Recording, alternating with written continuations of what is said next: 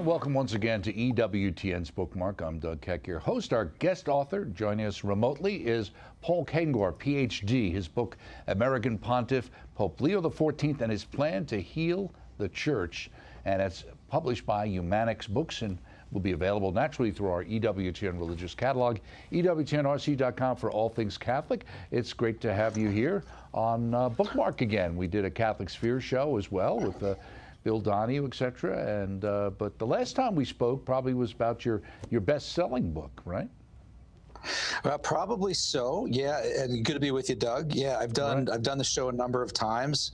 Pope and a President, I think we did, as well as a couple of other books. Yeah, several other books. But always enjoy the show. Right. Was that your bestseller, the Pope and that one? Yeah, probably. You know, I did. So I've done over 20 books, right? I think a couple dozen. I haven't stopped to count recently. Although I had to, when I did. So this kind of answers your question. The first major book that I did was called God and Ronald Reagan in 2004. That, basically, other than my dissertation, which doesn't really count, right? Which was published before that. It was my first book, and it was a bestseller. And I think that that one did really, really well. Back in days when books sold a lot more copies because people actually read books. I mean, it's hard today to get people to buy books. And then A Pope and a President did really well. I did a book called The Communist on Obama's mentor, Frank Marshall Davis, which debuted in the top 10 on the New York Times. What was that, 2010, something like that? And I recently did a book on the church and slavery, did a book on stigmatists. That might have been the last time. That was the last one, and we did the one on slavery, and we also did the one on stigmatists. How do you decide what topic you're going to write on? Yeah. I think we might have did Bella Dodd as well. I did the Devil and Bella Dodd. That's right. That's true too. Right. But really, I have to want to do the book, right? And I've had. I mean, there's probably been another 24 books ideas that have been pitched to me that I turned down, and some of them could have been very lucrative. In fact, I got asked to do God and Donald Trump in 2015, and was offered really a very large advance to do it. And at the time, I was doing a couple other books and didn't really have the time. And at that moment, too, I didn't know how serious, if at all, Donald Trump was about his faith. And I turned it down. By the way, that would be an interesting book now, given what happened in my hometown of Butler, Pennsylvania. Oh, wow. Yeah, I'm actually from Butler, Pennsylvania. So you're familiar with that locale then, right? Yeah. Totally. Yeah, I've been there. I've been to the Butler Farm Showgrounds a bunch of times. Oh, wow. Driven by it hundreds of times. One of my sons was at that rally. I was going to cover it for the American Spectator. I'm the editor of the American Spectator. And in fact, I was going to go there with my son to cover it. And I saw the weather forecast, and I hate rallies, and I hate all that stuff. And I said, I don't want to go do that. I'll be stuck there all day. And I watched it live with my wife in the living room when Newsmax was covering it. And I got to tell you too, Doug, my wife said about her son, she said, do you think he'll be safe there, right? Is it okay if he goes there? I'm like, oh, yeah. I mean, sure. I mean, the last time a president was shot, I know this is a Reagan historian, right? March 30th, 1981. Oh, he'll be fine. He'll be fine. And we're sitting there watching in the living room. The shots go off. My wife just dropped to her knees, right? Hail Mary, full of grace, started praying. And we lost contact with our son, Doug, who had been texting us every few seconds. Look how close I am to the stage. Look how close I am. And I'm like, where are you? Where are you? And I think they scrambled the cell service what happened. And so we were, we knew the president was okay right away, but our son didn't know for a while. It was terrifying. Let me ask you, because your great knowledge base, it's not on topic of this particular book, but why do you think we know so little about what happened that day, or do we? Yeah, I don't know. I know that the congressman, who's my congressman, Mike Kelly, who also went to Butler High School like I did. In fact, grew up in the same parish that I did, St. Andrew's Catholic Church in Center Township, Pennsylvania. He's the head of a commission that's looking into it. And I don't know. I think what it comes down to is people just didn't think that anything like this was going to happen. Maybe the guard was let down a little bit, and it was also difficult to have the proper communication between local authorities, federal authorities. But I always remember this, Doug, when as soon as that kid fired that shot, bam, they took him out right away. So they must have had him in his sights, right? They must have been saying, there's somebody on that building in black. Who is it, right? Who is it? Who is it? You don't think of that moment, just shoot him, just shoot him. So apparently they must have had a bead on him, and when he shot, bam, they took him out right away. So it was a failure, no question about it. It obviously shouldn't have happened. Right. Yeah. Okay, well, let's talk about the American Pontiff, Pope Leo, and his plan to heal the church. Why does you think his plan is to heal the church, and does the church need healing, and if so, why? Well, the answer to that is Pope Francis, right? So after 12 years of the Francis papacy, and this is a theme of the book, and I must say that the 12 years of the Francis papacy, I was very careful about what I said about the Pope, and I would usually only defend him in public, on talk shows and so forth, in writing. I wrote a real long piece for Crisis Magazine about halfway through the Francis papacy, pointing out all the reasons why conservatives who don't like him actually should, why liberals who like him probably shouldn't, right? So it had all these years of like what they now call Pope-splaining, trying to explain this and that. But my chapter on Francis, which a lot of people have written to me and said that's either their favorite chapter or the chapter that they like the least, is called it's called I Want a Mess, the Francis papacy. And it quotes Francis saying that several times. And he did it. I remember the first time hearing it, we were covering World Youth Day.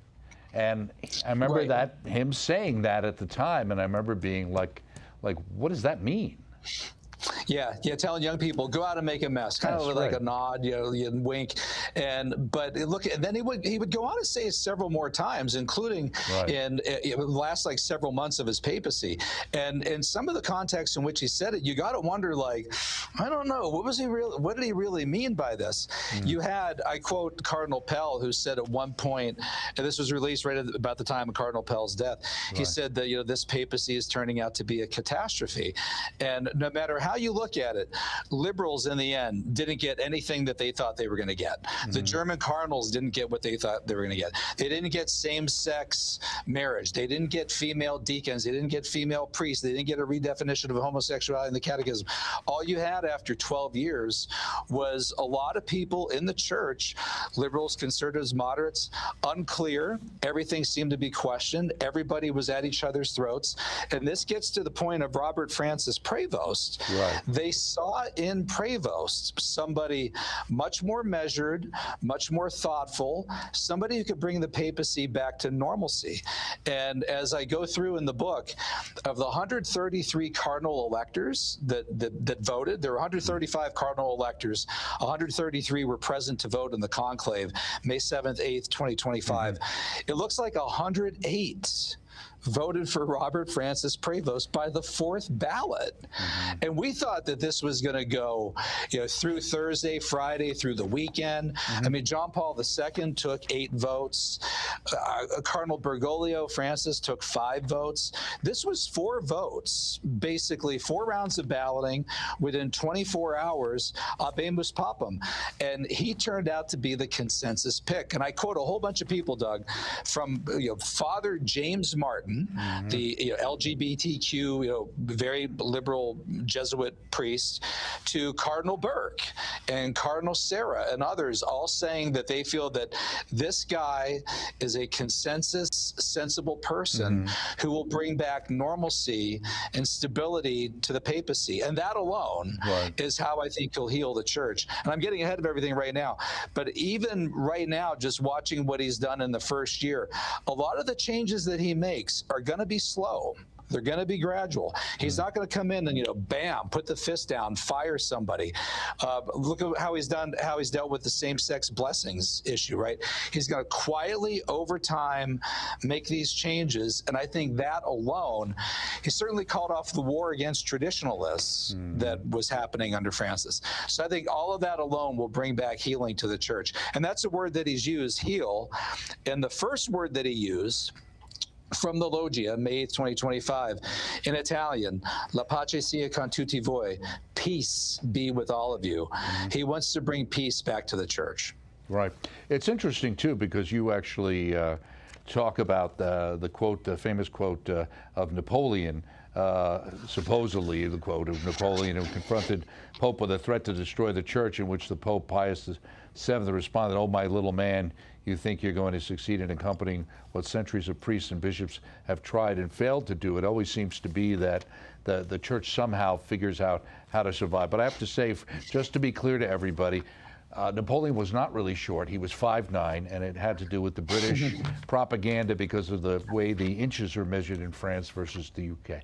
But I figured I'd throw that in there as a person who has read a lot of books on Napoleon. That being the case, so it was a big surprise. Everybody said, "Oh, it's an American," but he's the most un-American American, has been said about him. Yeah, and I got to tell you, I was shocked. So I was asked to do this book right after Pope Francis died, like the day after. In fact, it was the same publisher that asked me to do the God and Donald Trump book, and it actually asked me to do a biography of Pope Francis at one point, which I declined. And I said, well, I got the summer coming up. I'm a professor. The two books that I'm working on are basically actually in editor's hands. I know I'm going to really be into who the next pope is. And at that point, Doug, they wanted a book of about 40 to 50,000 words within a few months, right? And so I said, look, I don't want to write this too fast. I don't want this to be just a book that's whipped. I want this to be a serious, substantive effort. I ended up doing 120,000 words, 400 plus pages that took several months. But I said, yeah, look, I'm going to be really into the next pope. Oh, by the way, I read Italian. I speak it a little bit. It's probably going to be Cardinal Parolin, Pizzabola, Zuppi. If a non-Italian, maybe Tagle from the Philippines. Yeah, sure. I told my wife too. I said, hey, maybe we can go take a trip to Tuscany or Siena or Venice or a place like that. Then when he was picked, my wife texted me and said, oh, I guess we're going to Chicago for our summer vacation, right? But I was at the offices of the American Spectator that day. It was May 8th, 2025. So it was about 6 p.m. Rome time, around noon and Eastern time in the United States. We were preparing for an event that night, and my colleagues, Leonora Cravata and Stephen Kaputska, said, white smoke. White smoke. And I said, no, it can't be. It's too soon, right? There's no way. This is going to take a lot longer than that. And plus, I thought, I don't have time for this right now. I'm preparing for an event that night. So they called me over, and I watched on the TV. And when the proto-deacon, Mamberti, came out and said, Cardinalum, Robertum, and I thought, well, Sarah, Robert Sarah, Cardinal Sarah.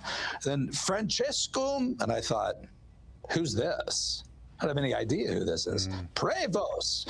And it didn't really register. And then the translator said, they picked the American Cardinal Prevost. And my colleagues looked at me and said, what do you think? And I said, I'm speechless.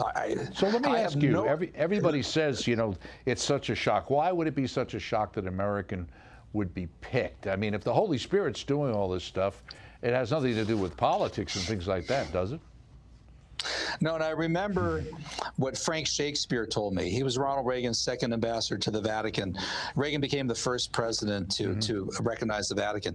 And he always told me, he said, you can never have the leader of the world's temporal power, which is the American president, and spiritual power, which is the Pope, be from the same country, and especially from America, right? Everybody would see that as too much power focused in America.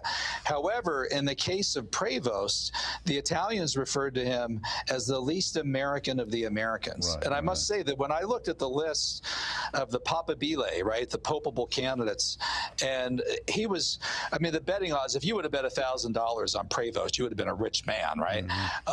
But in most lists, he wasn't even on the list. Now, Ed Penton had a list of about 24 papabile, and he was on that list. He was way down there. And the first time that I saw his name, I'll admit this, Doug, I thought, who's Prevost? Who is he? An American? I had not known. I had not recognized him either.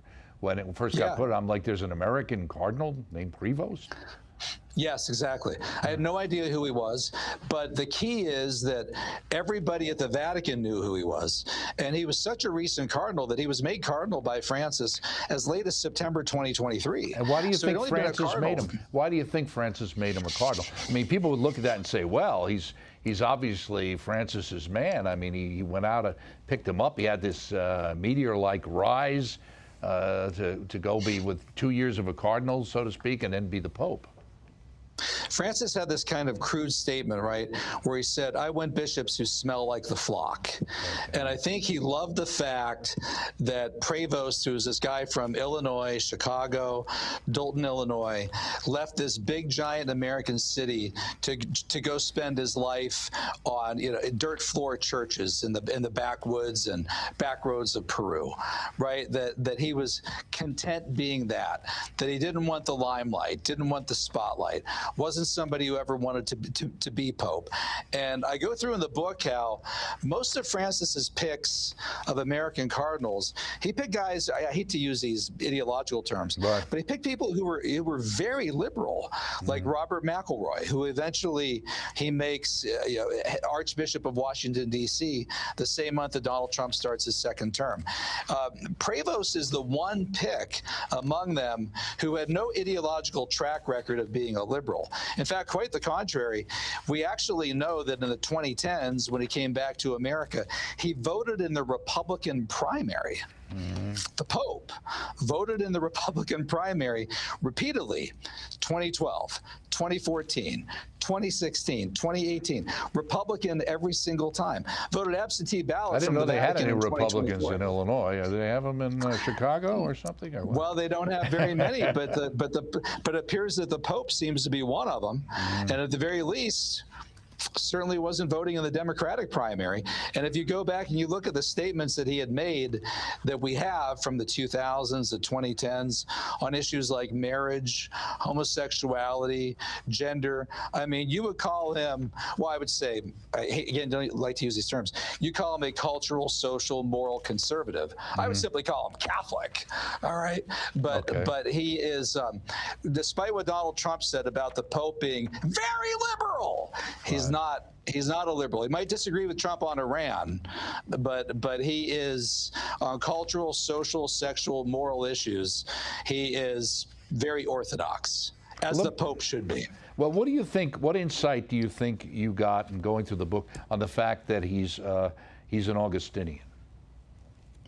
Yeah, very important. In fact, when he comes out onto the loggia May 8th, 2025, and after saying peace be with all of you and explaining what all of that means, he refers to himself as un filio, as a son of Augustine.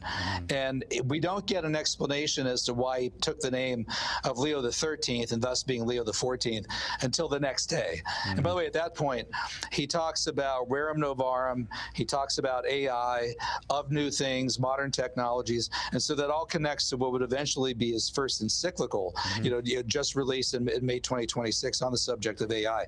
But he described himself as a son of Augustine. And in the first year of his papacy, other than Jesus, there's no figure that he has quoted as much as Augustine. And he became head of the International Augustinian Order. And I would also apply this to, for a lot of people who probably thinking about what I just said about Donald Trump and the war in Iran and everything, I think one of the reasons why he has spoken out on war so often is because Augustine, who lived from 354 to 430, gave us just war doctrine. And this guy is an expert on Augustine. So he's truly Augustinian, not just in terms of the order that he comes from, but his thinking as well. Let me ask you also with this, one thing that struck me in embracing the Augustinian, in the case of Rob, he was visited and persuaded to join by Father L. Dudley Day. And I remember him. He was a very well-known priest and actually a good friend of a friend of mine.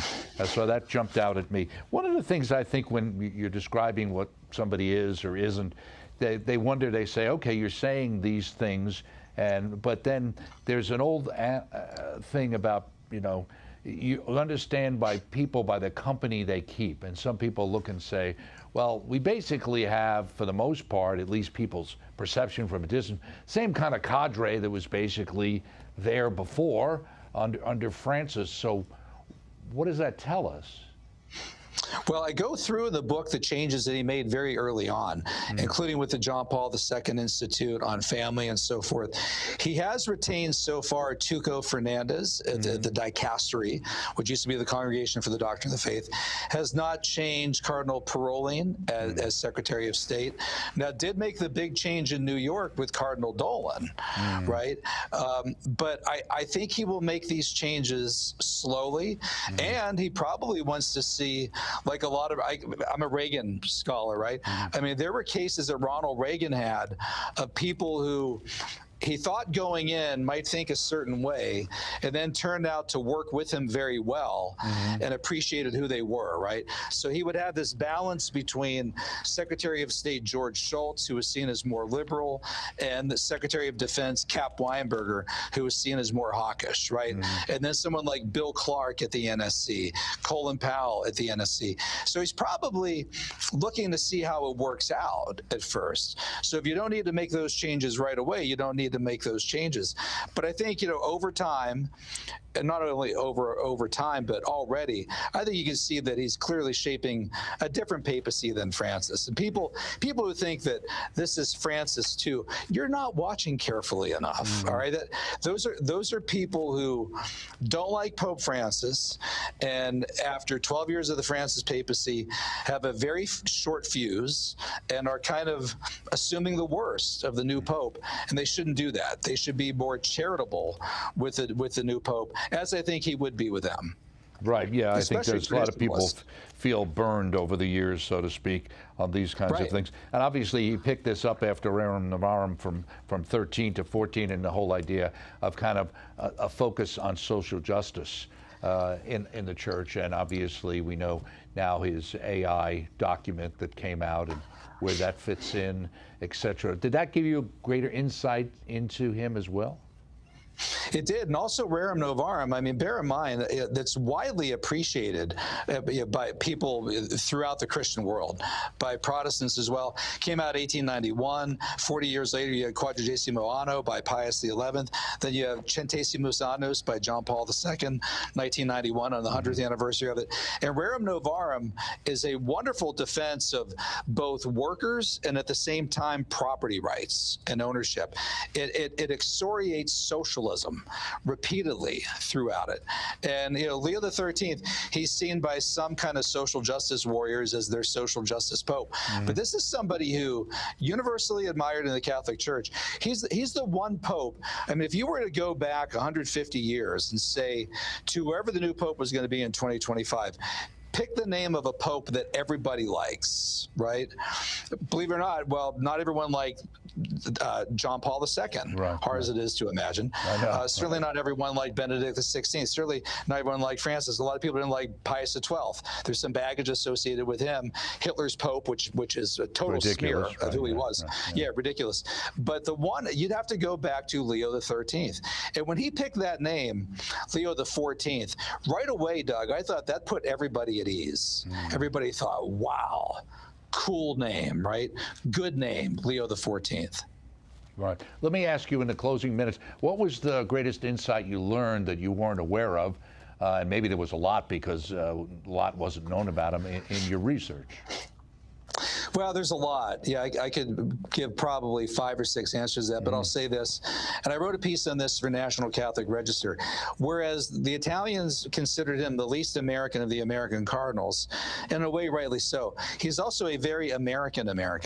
And his ancestry is incredible. I mean, he comes from, of course, Chicago, which is not just America's melting pot, but the world's melting pot. And the word Catholic means universal. This guy has got to have the most universal DNA, quite literally, of any pope in the history of the church. All right. I mean, his mother, Latino surname, Black Creole origins, partly Latino, partly Hispanic, father, grandfather, a little bit of French, a little bit of Italian. I mean, he's got Professor Gates, the Harvard historian who has the PBS show Finding Your Roots, said this is one of the most complex, diverse family trees that we've ever done on anybody. So while he was the least American of the Americans, he's also in a way a very American, and yet I think, the most universal pope we've ever had in terms of ethnicity. You think that's why he didn't speak in English when he was first made pope? It's an interesting thought, and he thought very carefully about what he was going to say. Had it written out, about 600 words, spoke Latin, predominantly Italian. He's the Bishop of Rome. And then he gave a shout out in Spanish to his diocese back in Peru. And then I think maybe the next day, or maybe right after that, he thought to himself, should I have spoken English? Well, the next day, right away, he speaks and gives his homily in English.